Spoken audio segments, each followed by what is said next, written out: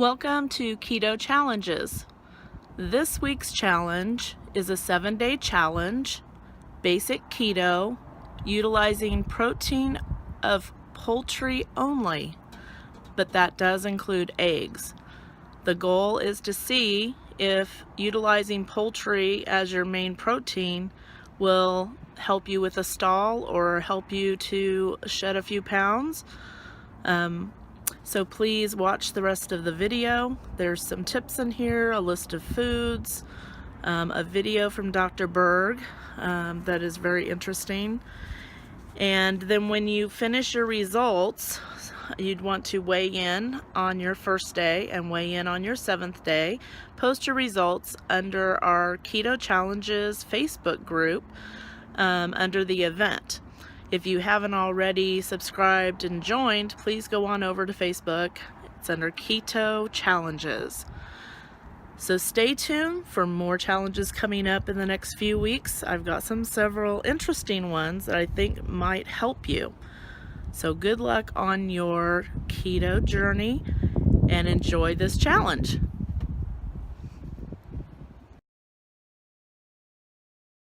Hi guys, Dr. Berg here. In this video, we're going to talk about what is healthier, chicken or pork. What do you think? Well, here's the thing. It's kind of a trick question because when you go buy chicken commercially from the grocery store, it's highly processed.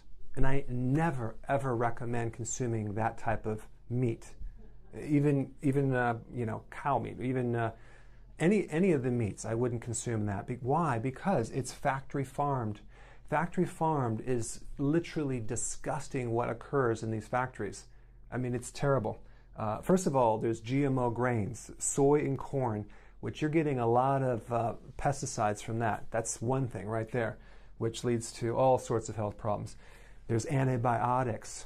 There is drugs that they give these animals to grow them that are arsenic-based. So you're getting arsenic. It's crazy. You're getting formaldehyde. They use formaldehyde to prevent salmonella on pork and chicken in the feed. So formaldehyde is an embalming agent. You know, when you die, they stick it through your veins. So consuming that is crazy. In fact, there's even an article recently that found that like 22 different drugs in these animals commercially, like antihistamines and medications and stress drugs, all this stuff that's in this meat. It's terrible. So I would never consume anything like this. Okay. Now let's differentiate over here. What you want to do is you want to get pasture-raised products, preferably from an online thing or maybe the farmer's market. Okay. Sometimes you could find them in the health food store now that's becoming more like pasture-raised. That means that the pig or the chicken goes out into the grass and actually consumes grass. That's what we want. Free range doesn't really mean anything. It means that they can, walk around the barn. But you need to get pasture raised. Same thing with chicken eggs from a small farmer. Okay, that's the ideal scene. That's what you need to do. Because if you saw what happens to this, it'll just make you, vomit. It's so terrible. They use. You want to get non-GMO. Now, how do you know it's non-GMO? Well, it's probably just going to say organic. So if it's organic, it's non-GMO. That way you don't get the grains that are genetically modified. You want no antibiotics, no hormones. So when you go to the store at the grocery store and it says no antibiotics, it's natural, that's not what we're doing, and that's not the same. That's just one of the things you're looking for. Okay? No nitrates if you're buying bacon, like no nitrates. Nitrates are like a preservative. You want to get no nitrates.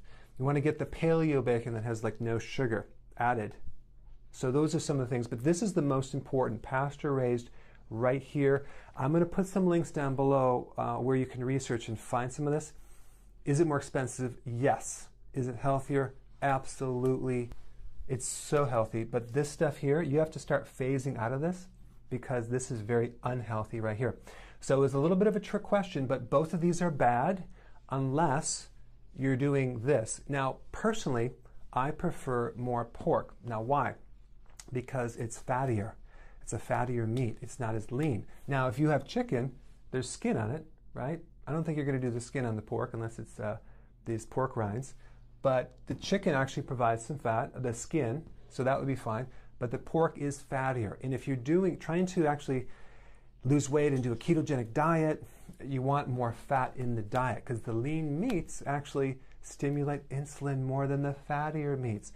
So pork would be better on your insulin levels if you're either pre-diabetic or insulin resistance than a chicken. But I know people think, oh yeah, chicken is really healthy. Yeah, not quite. But if you actually have it pasture raised, it's actually pretty healthy. All right? I hope that cleared up some confusion. I'm sure I stir up some controversy. Put your comments below. Thanks for watching.